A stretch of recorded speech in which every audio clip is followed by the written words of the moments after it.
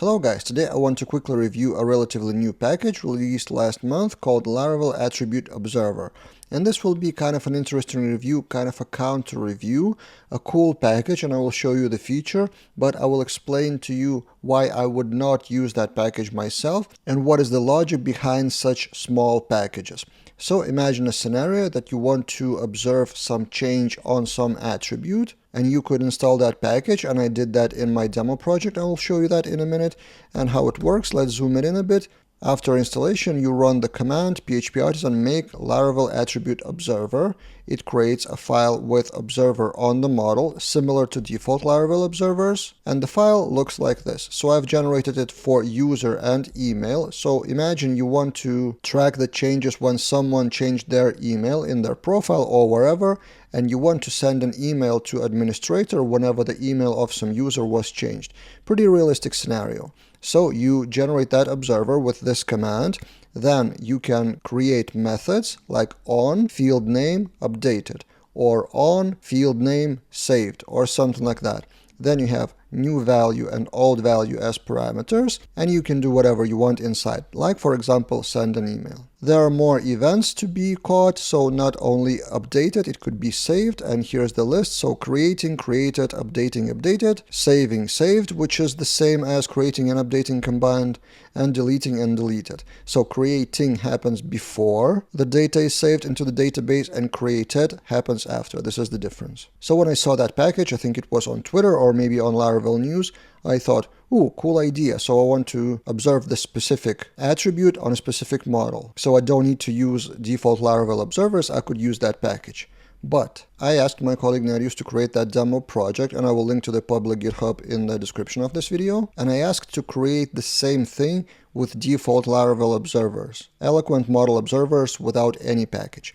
And look at the difference. In a separate branch, he recreated the same thing without the package. And look at the difference. So there is no user email observer file. It is deleted. Instead, we create user observer with default Laravel Eloquent. We have the updated method. So it's not on email update. It's generally updated. And here we check for the specific field in this way. So if the new email is not the same as get original, we send the email and compare that to the observer class on email updated with a separate user email observer file. It's basically the same thing. It's just this method is for specific field and for specific event. And in general, in Eloquent observers, the method is the event, and then inside you may or may not choose more fields to check. And also in Laravel case, you need to register that observer. In this case, it's in event service provider. And that's it then. You delete that package, so composer lock is changed, and you don't need the config. That's it. So see, it's basically the same thing. And my overall point of this video, that this package doesn't bring that much value compared to the core of the framework. And I'm not saying that to say that the package itself is bad. The author had good intentions, released a package for free, which you may use and you may prefer over Eloquent. But in the past, I've encountered multiple situations where I install some package for convenience, something like this one, which adds like, I don't know, 1% of extra functionality on top of Laravel for specific something small, which could be created manually with the tool of framework itself, but I was maybe too lazy and installed the package to get that quicker. And it may be a good solution at the time, but the problem may arise when you want to upgrade Laravel version. So if you depend on some kind of package, it may be a problem if that package is not updated to the newest Laravel version.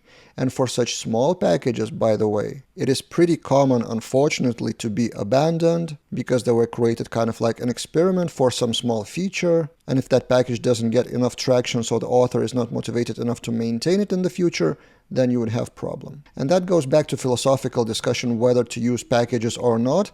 And I generally prefer to use packages only from trusted vendors who have a history, a track record of maintaining their package over a few Laravel versions in the past. Like Spatie is the best example of that. They often prepare the upgrades and maintained versions of their packages long way before the official Laravel version release, so they are even ahead of schedule, so that's probably an extreme example. But generally, even with our quick admin panel, for example, we sometimes relied on some packages, for example, for CSV import or for some other small stuff, and we had trouble upgrading our generator to newer Laravel versions because the packages weren't upgraded at the time. So my overall advice is, before using any package, ask yourselves, does it bring enough value that it wouldn't be possible to create a similar thing from the core Laravel features? And do you trust the vendor, the author of the package, to upgrade and maintain the package with time, react to issues, react to pull requests, and stuff like that? And I'm not saying that this Laravel Attribute Observer will not be maintained. It was just an example of a simple small package that is a great example to raise this question whether to use a package or not. What do you think? In your past, did you have any situations like this one where you choose the package and then regret it in the future? Shoot in the comments below. And if you want to be notified of general new package releases in Laravel, subscribe to my weekly newsletter, where every Thursday I send a lot of Laravel links, including new packages I find throughout that week. That's it for this time, and see you guys in other videos.